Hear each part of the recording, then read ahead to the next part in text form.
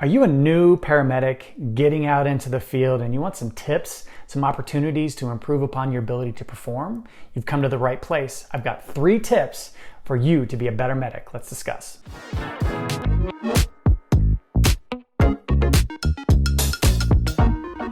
Hey, welcome to Hyper Academy. My name is Ryan Fields-Spack. It's a ruthless world out there. How do you stand up and step out? You do it by getting your mind right, and that's what Hyper Academy is here to talk about today. Specifically today, we're talking about the new medic. If you are a new medic, or if you just want to continue to hone your skills and your capabilities as a veteran paramedic, you've come to the right place.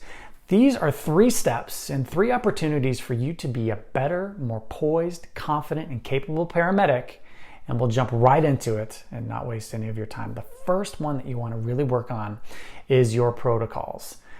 As a paramedic, you have a ton of protocols and meds and capabilities that you have at your disposal, but you need to know those right off the top of your head so that you can perform better.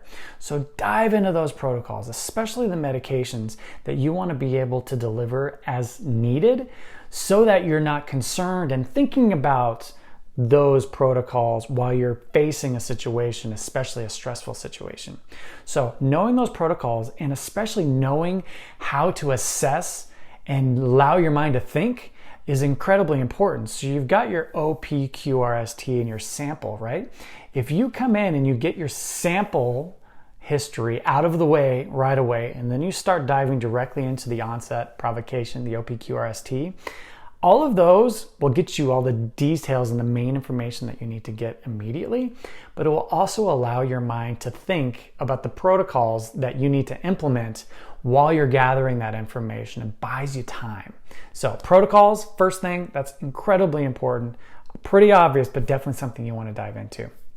Second, poise. You want to come and approach especially stressful incidents with a poised, confident, calm demeanor.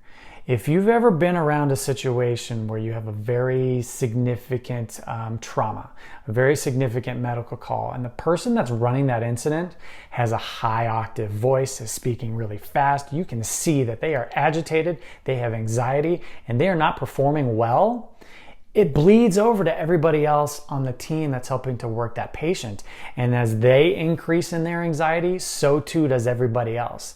So it's something to really think about is how can you, the one that's managing your incident, lower that temperature of everybody on the call so that they all perform like it's just another day at the office.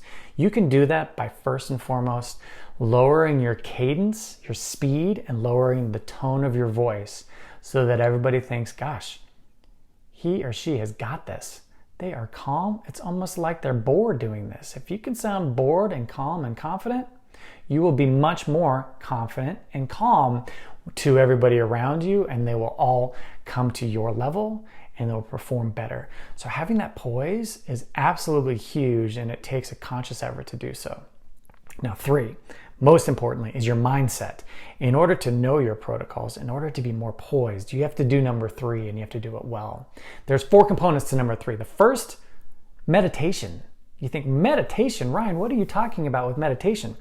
How can that help me? Meditation is one of the key components to perform better in any stressful situation.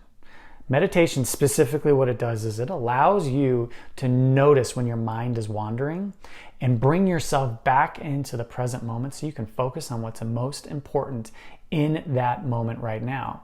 You do that by meditating. You can do it in the morning, spend 2 minutes, spend 5 minutes, whatever's easiest. Find a quiet place, set a timer on your phone, and focus on your breath. Eyes open or closed, in and out. When you're focusing on your breath, your mind is inevitably going to wander to what you want for breakfast this morning, what you did last night, the test that you have later, the partner that you may have that's a challenge.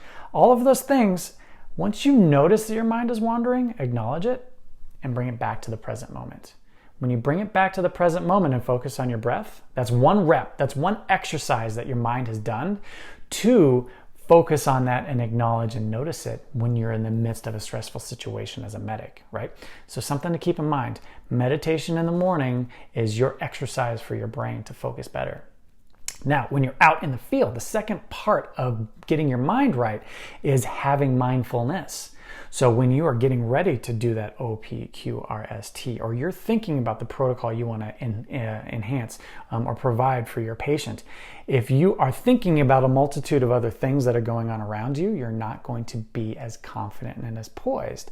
So if you can bring yourself in a mindfulness state by doing a tool called First Just Breathe, you will lower your pulse, you will lower your anxiety, and you'll be able to focus more specifically on that task at hand, then move on to the next one, the next one, and the next one. If you want to learn more about First Just Breathe, I've got a link in the description below. You can get a direct one-page guide that will walk you through the entire process. It's a game changer, I can promise you that.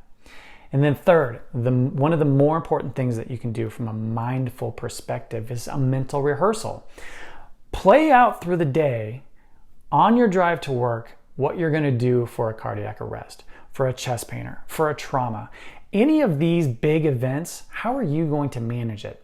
Go from the very beginning when that call drops, what you're doing when you jump in the ambulance or the fire engine, what you're thinking about, what you're assigning your team members to do, and how you're even going to make the call into the hospital. All of these components, if you play them out verbally in your head every step of the way, you will perform better when that call does manifest itself in real life, right? Do those mental rehearsals, practice those skills in your head and those protocols in your head, and you'll perform better downstream. And then finally, let's bring it all together with presence. We talked about being poised, calm, and confident. How do you manifest that in your body and in your soul? You do it by increasing your presence. Amy Cuddy has a fantastic TED Talk on YouTube that talks about how when you stand like a superhero, your mind automatically inhabits the capabilities and the confidence and the poise that a superhero has. Versus if you are submissive and you're like this, protecting yourself in a closed up mindset, you will act submissive and closed off. So if you're getting ready to have a test, if you're getting ready to go to a large, significant incident, approach that incident, approach the drive to that incident as tall and as prominent and as exposed as possible, and you will have that poise, you will have that confidence, and you will have that lower tone in your voice, right? Recap. Protocols. Stay in those protocols, get in those protocols, and test yourself on those protocols as much as you can. Poise. Approach that scene with a calm, confident demeanor and mindset. Meditate, get mindful on a specific incident, do that mental rehearsal, and have presence about you with that broad superpower mindset, and you'll be unstoppable. What do you do to help out yourself as a paramedic?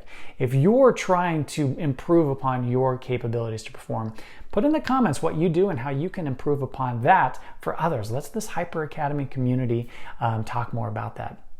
Would love to hear your thoughts as well. If you like this type of content, we post EMS fire-based content every single week. Would love to have you join the community. You can just hit subscribe, and I hope you have a great day. Talk to you soon. Thanks.